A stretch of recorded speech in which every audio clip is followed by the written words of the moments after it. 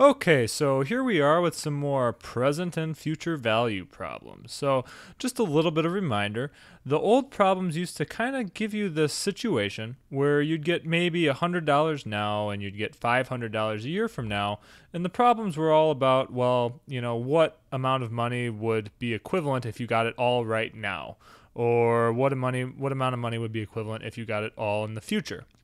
And so these new problems are going to preserve those same terms. Specifically, what I was just talking about there was the present value and the future value of that plan. But now we're going to be working with something a little bit more complicated. And so specifically, we'll look at something like this. So for the next 3 years, you earn money at a constant rate of $1,000 per year. So what that means is you're not getting like big deposits into your bank account, right? Someone's like just constantly depositing pennies or even like fractions of a penny, right? It's just like this constant continuous thing. And we want to really know just like how much this thing is worth, right?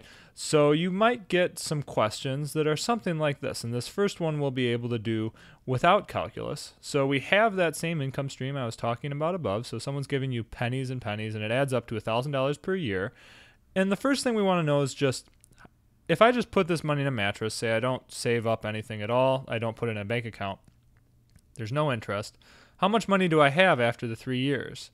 This one, no calculus is required, right? $1,000 per year for 3 years, well, that's 3 times 1,000, and you get $3,000, right? That's how much money you would have left. But what we're actually going to be working on is problems a little bit more like this. So if I'm putting this money into a bank account at 5% interest, an annual rate, compounded continuously, how much do I have? What's the present value of this plan? What amount of money would I rather have as a lump sum right now than having this income stream? And how much money am I going to have in the future? And so to do this, we want to first introduce some terms. Introduce some kind of variables here. So we'll have our present value and our future value like before. M will be our final time. So in the problem above, this is 3. Time equals 3. R is going to be our rate. That's going to be 0.05. And S of t is going to be the rate at which we're making money. And so really focus on this word rate. S of t should be in dollars per year. So S of t in this problem is just going to be equal to $1,000 per year. It doesn't matter what time t it is, you're making money at the same rate, right? There's going to be problems where this rate varies, but we'll get that example later on. So for our present value formula, this is going to be something a little bit tricky. We're going to have an integral actually, and it's going to be from 0, or actually our initial time, to our final time m, and then it's going to be the integral of s of t times e to the negative rt dt. And I want you to notice something here. So R is something I kind of identified up above, but I didn't identify T above, all right? And I just want you to say T, we don't mess with this, all right? This is like our X in the integrals. We don't want to plug in a certain value for it. It just stays like that, and we want to actually use it for our integration. The other formula we're going to have is for future value, and that's going to be the present value times e to the r m.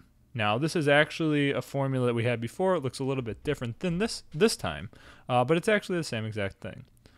So with these formulas, if we can just kind of accept these formulas, that if I want the present value, I can use these numbers that we identified above in this formula and get out a number, right? So this if I do this integral, this thing in a box, I'll actually get a number out, right?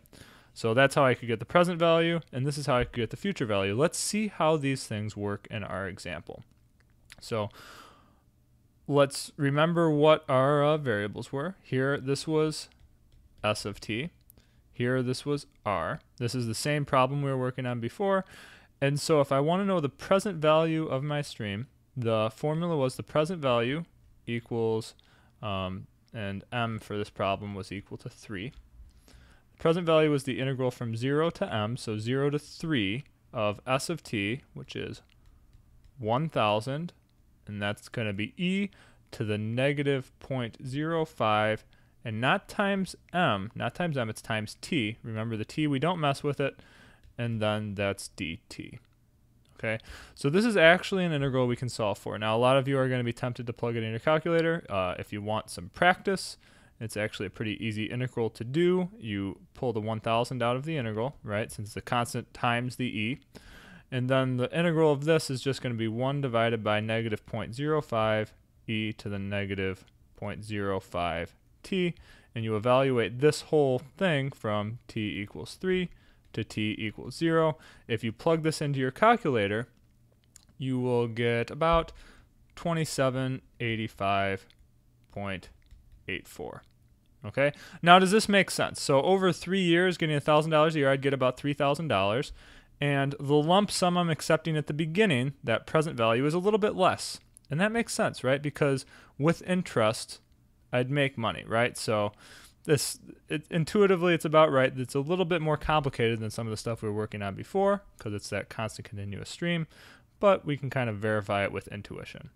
Now, the next problem is how much money do you have at the end? And so for this problem, you actually need to build on that present value formula. All right, so remember our formula for present value was this, and our future value value formula requires our result from the previous part, right? So future value is equal to present value times e to the rm, right? Now in this problem, present value was here, right? And we already know r and m. So this will be 2785.84 times e to the 0.05. Notice how there's not negative up there anymore. And that'll be times 3. Now, if you type this one into your calculator, you will get 3236.68. Okay? Does this one make sense? Yeah, it does, right? You've deposited $3,000 into the bank account, but you're making interest on it, so you'd expect that you'd have more than $3,000, and that's about right. So let's look at the final type of question you'll have from these kind of simpler examples where the income stream is constant, and it says how much money is from interest. Now, for this problem, the way you want to think about it is you want to think about the total in the bank.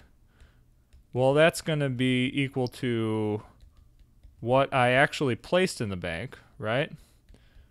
Plus the interest. And so for this problem, the total in the bank is 3236.68. What I put in, you can think of that amount of money as like that's the amount of money that would have been you would have had if you were just putting into a mattress, right? There was no interest rate at all. That is 3,000, right? 3 times 1,000, just 3 years at $1,000 per year, plus the, oops, sorry about that, plus the interest. Spelled really badly.